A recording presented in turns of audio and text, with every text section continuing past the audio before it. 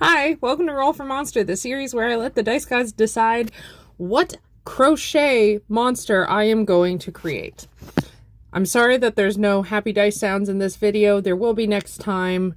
This filming format was a bit weird. It's my first time, bear with me. But the first roll I did was number 6. I rolled for an eyeball body. That's what this monster has. Its body is entirely an eyeball, which made things later a little tricky.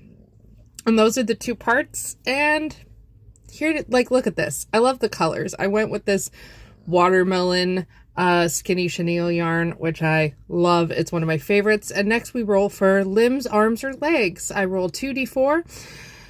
And I got 2 1s.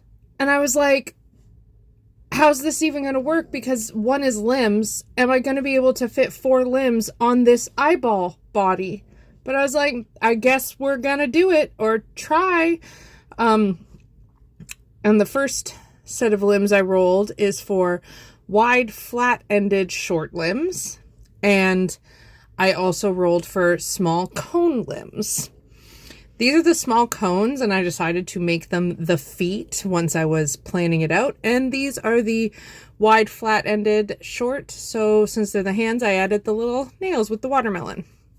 Next up, ears or antennae, where I rolled my first d20 roll. You get an ear or an antennae. This was a 12, but it was cocked, so I rolled again. And the dice god spoke, I guess, because I rolled another 12. And this monster ended up with spiky ears. I'm sorry, I'm talking so fast and rambly. This will be better next time, I promise. But the monster at the end, I think it's worth it. So, stick around. 2d8 rolling for extra bits. This was hard. I rolled a 6 for a belly. You saw the eyeball monster body. Where am I supposed to put a belly? And an 8 for a tongue. My wife said, you could do a tongue. You could just stick it out the bottom of the eye. And I thought, no, that's fucking awful. That's stuff of nightmares. And she thinks it's great still. So I rolled again. I got a 2 for tails. I'm like, cool, I can do that. And I rolled another 8.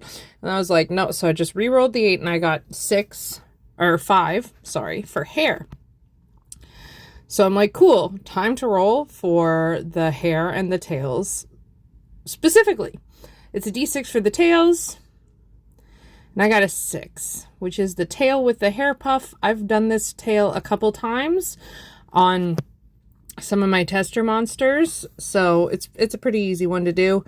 And rolling for hair, you roll a d4. I rolled another 1, and I got a mohawk. I was a little unsure how this monster would turn out when I was filming these, but I mean, see for yourself. It's done. This guy, first roll for monster. This guy might be my favorite. Oh my gosh. And if you pick him up, he's dance. He's dancy. Oh my gosh. There's his tail. I love him so much. And he wants uppies. That's what he wants. He wants uppies.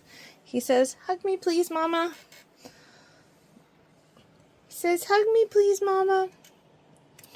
I am so excited. I love him so much. This is the greatest. Editing Tempest here, and don't worry, the next roll for monster will be less chaotic. There will be happy clicky dice noises, and I'm going to film it differently than I did this time, so that way it works better for the editing process. If you have any suggestions or ideas for production or whatever about Roll for Monster, let me know in the comments down below.